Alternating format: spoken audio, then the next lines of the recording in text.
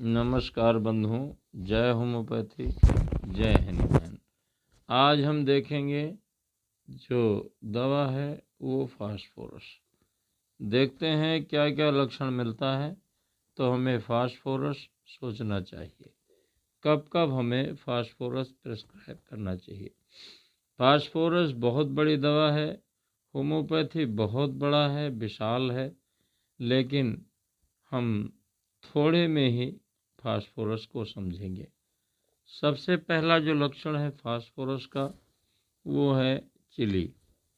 रोगी को सर्दी से कंप्लेन बढ़ती है। कोई भी कंप्लेन है वो सर्दी से बढ़ती है।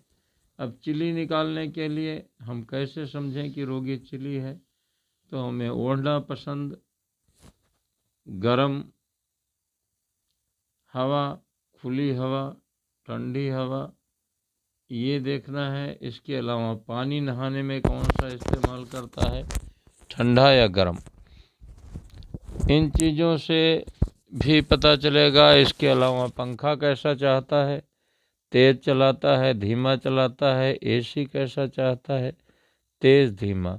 इस तरह हम फास्फोरस को चिली और हॉट में कंसीडर करेंगे। इसके अलावा दूसरा लक्षण है थ्रस्टी। प्यास फास्फोरस के रोगी को बहुत लगती है। थ्रस्ट देखेंगे तो बहुत पानी पीता है। तीसरा लक्षण है राइट साइडेड। फास्फोरस की सारी कंप्लेन ज़्यादा से ज़्यादा राइट साइड में होती है।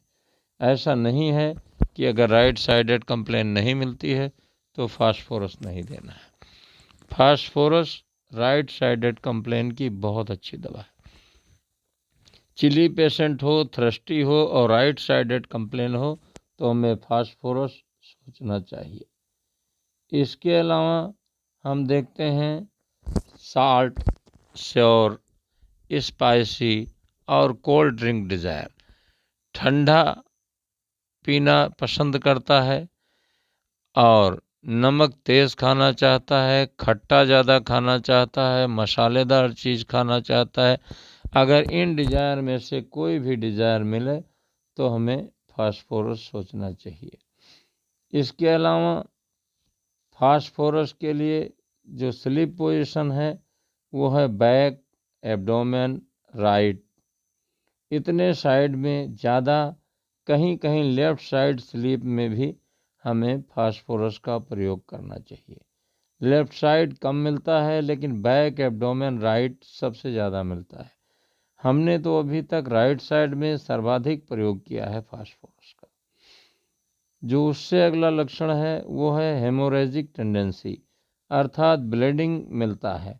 कहीं से भी ब्लड आता हो, नाक से आता हो, मुंह से आता हो, मल से आता हो, यूरिन से आता हो, कहीं भी ब्लीडिंग टेंडेंसी अगर मिलती है तो हमें फास्फोरस सोचना चाहिए। रोगी चिली हो, थ्रस्टी हो, राइट साइडेड कंप्लेन हो, साल्ट से और spicy and cold drink desire हो, इसके अलावा बैक, एब्डोमेन, राइट स्लीप पाया जाता हो और कहीं कहीं लेफ्ट स्लीप भी पाया जाए तो हमें फास्फोरस सोचना चाहिए। नेक्स्ट है सडन ऑनसेट। इसकी कंप्लेन अचानक आती है। अचानक आई हुई कंप्लेन में हमें फास्फोरस का प्रयोग करने से लाभ होगा।